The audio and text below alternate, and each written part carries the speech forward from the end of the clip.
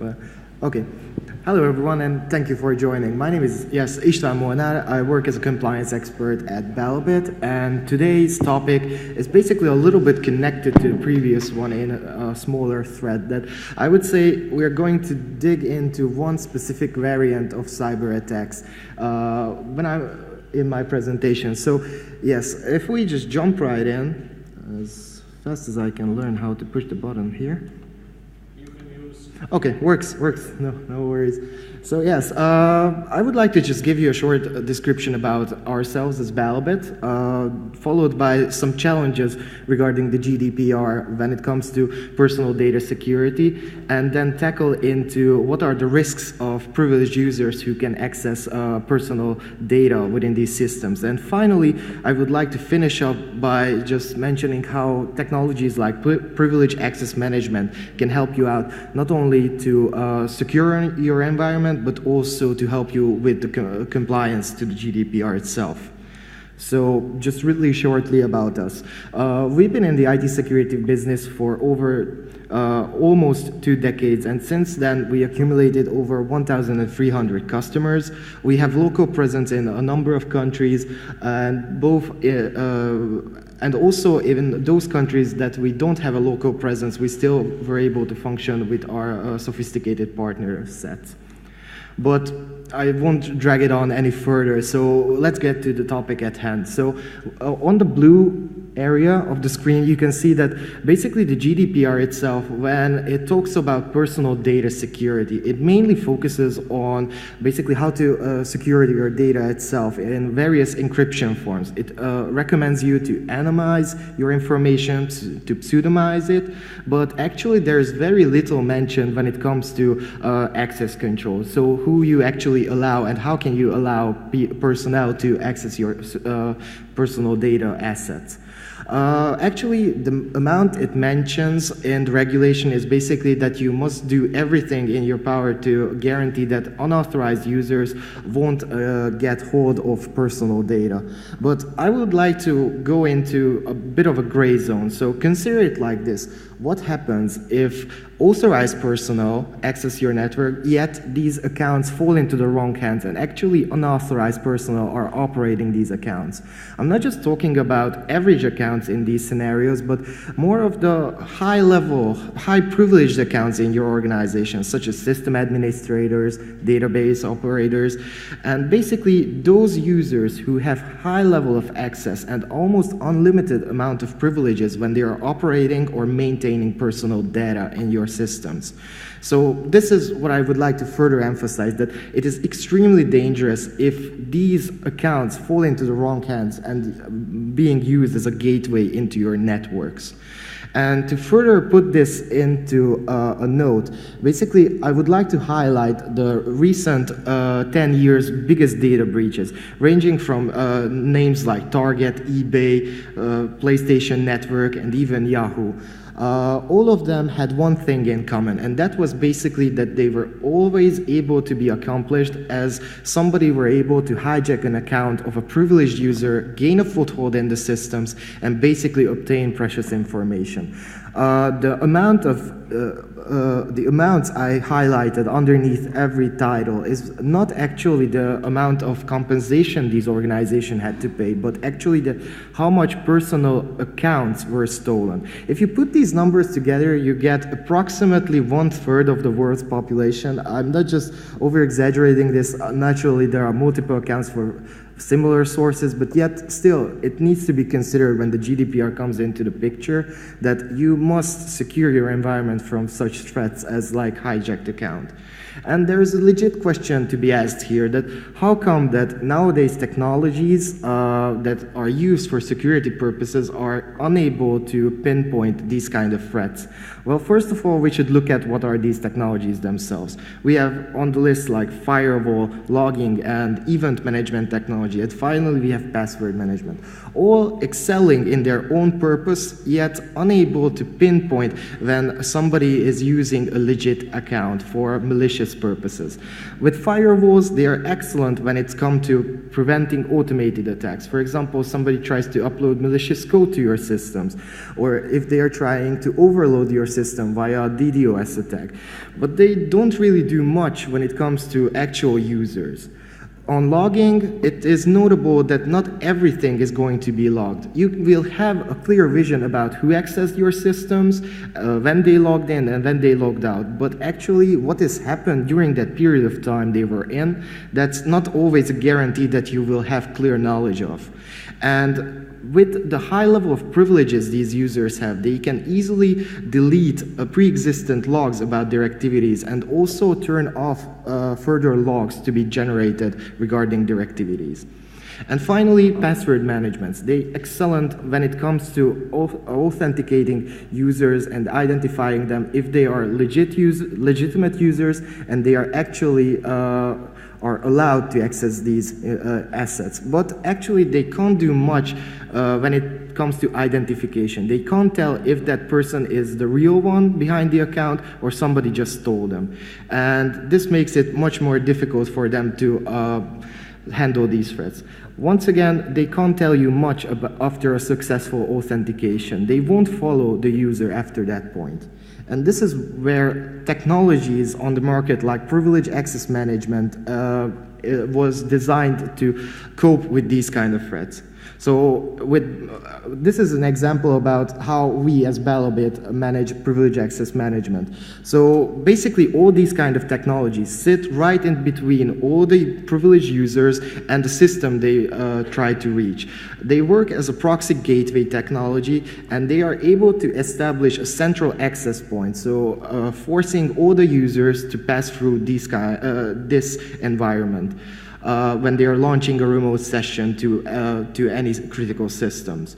This allows these kind of technologies to cooperate with password management and firewalls because the users must pass through this one, so just additional authentication and security procedures are applied on top of them. On the further note, this is just where these technologies only begun to work.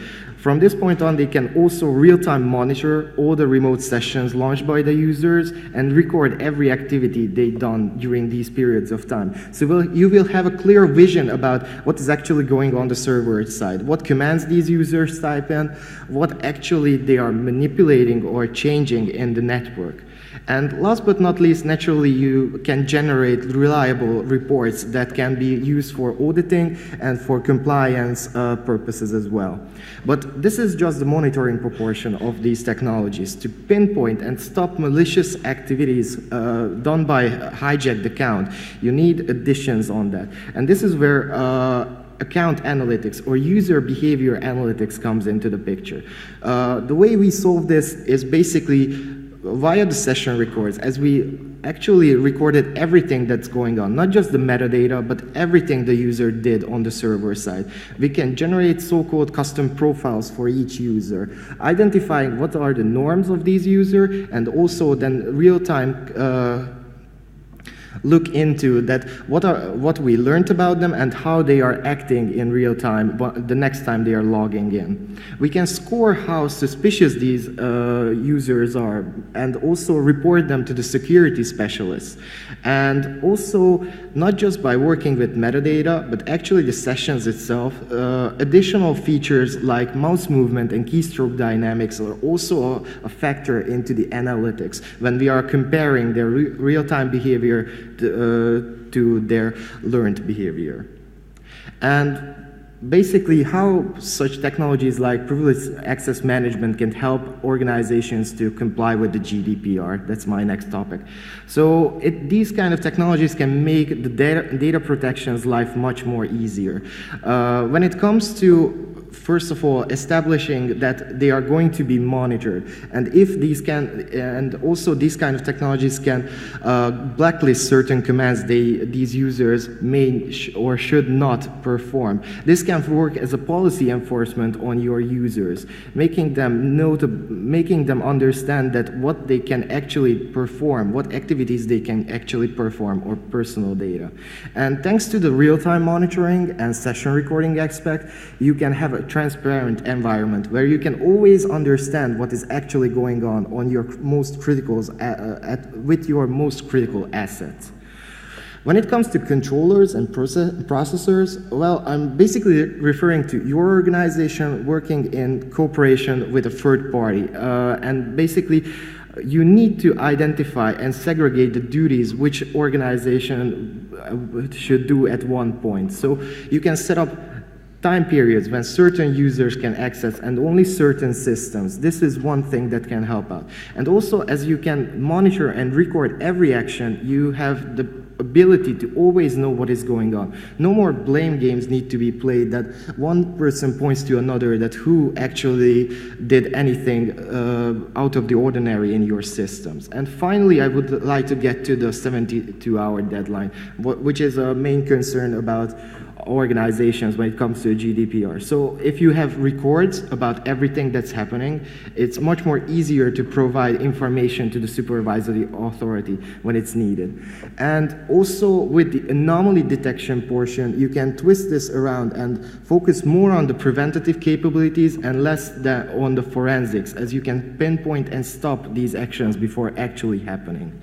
And I would like to finish up with my conclusion that all the technologies I described earlier are excellent in their own environment and for their own purposes. But to fully secure your critical systems, and not just from an automated standpoint, but also from a privileged user standpoint, you should invest more and focus more on your access management as well to guarantee all the data security when the GDPR comes. Yeah, I guess I had a really short presentation here, and I hope you enjoyed it. I would like to open up for questions if you have any. Yes, okay. Thank you, István. Okay, any questions in the audience? No. Okay, let me slowly dive into the subject. Now, we are actually in the second part of our conference. We're starting to dive in and to touch exact roadmaps, tips, solutions, etc., how to make A, B, C, D areas of your IT infrastructure GDPR compiler. Now, the previous speaker, Lars, he mentioned one little tiny thing. Now, privileged account is just account. It's an account of usually a single person, and that single person can be socially engineered. Yeah. Now, I mean, honestly, if anybody of us here becomes an exact target with exact goal to get exact access or whatever it is, sooner or later they will get it. It doesn't necessarily have to be, kidnapping or anything like that, simply because we make mistakes, we maybe not feel being followed, and there are tons of techie and things to install in our computers, homes, cars, just, can do that way. Now, Lars mentioned one thing, like one of the things he mentioned, he was of course not revealing his whole strategy in what he consults those companies, but he said a single transfer of amount like that needs at least 4 eyes. And that single thing immediately becomes much more complicated issue to anybody who wants to social engineer a single person rather than 2 persons. So it's much more complicated. Now, how do you tackle these issues in a software environment or in a policy environment in this sense? Okay, so yeah. First of all, to respond to the previous one, yes, social engineering is one of the methods these attackers are using. Basically, I will later on have a demo about this, but yeah, then telling you now. So first of all, what they are doing is usually do months of research before anything. They try to get anybody's account in these scenarios. For example, they look at their profiles on Facebook, let's say, and basically figure out where are they located within that organization, figure out, for example, how high level of privileges they have, who are their actual colleagues, and most certainly he's or her not going to be the only target for these attackers. Let's say they design a spear phishing campaign when they are customly generate emails for each individual person they would like to attack. And let's say they include a malicious code at the end of each email. From their standpoint, it seems like, let's say, their boss from their private email sent it, just have some notes like, okay, check this one out, and you click on it, and that will upload a malicious code. This is also, so not always, can be managed for a certain level of awareness, but also, as I would like to tie back to the previous previous presentation, that yes, they will always come up with new ideas. What we are basically trying to focus on is get these attackers at a certain point where we are much more guaranteed to able to catch them. Because whenever they will obtain an account and they will log into the system for the very first time, they will totally act differently from the average user who actually owns the account. Let's say it's like they will be seemed like if that was their first day in that network. They will look into systems that usually neglected by the actual user because he knows what is actually located. They don't going to browse in through each folder or look into every database. And this is what we can actually tell with our technology, for example, that we can pinpoint it, that they are so different from the actual users who's supposed to be working with. This is, I would say, a good spot to identify these kind of attackers. That's why we focused on this area. As there are many variants when they are obtaining the account, but when they are using it, it's more general than one might think. Okay, good one. Any more questions in the audience? No, then István, Excuse me, I've seen a hands up. Ah, you see a hand? Oh, that's a good one. An amazing thing. Now, somebody got a coffee this morning. Okay, here's the microphone right in front of you. Okay, hopefully it's on. Hi. Hi. Let's assume we have Azure-based .NET application used by 100 users, and we want to integrate your solution. Mm-hmm. How much effort would that be, and how approximately it would cost? Okay, so basically we use open API technology, so that's the way we basically connect to each and every. But apologies, can I just run down and listen to you because these microphones are mixing it. Okay. Apologies. So .NET-based C# Azure. Okay. So, cloud-based technologies. Yes, we are available in, for example, Azure. Mainly, it depends on how the customer bases preferably would like to monitor and which areas. But for the majority of the more important cloud-based solutions, we have so we have support for those. Yes.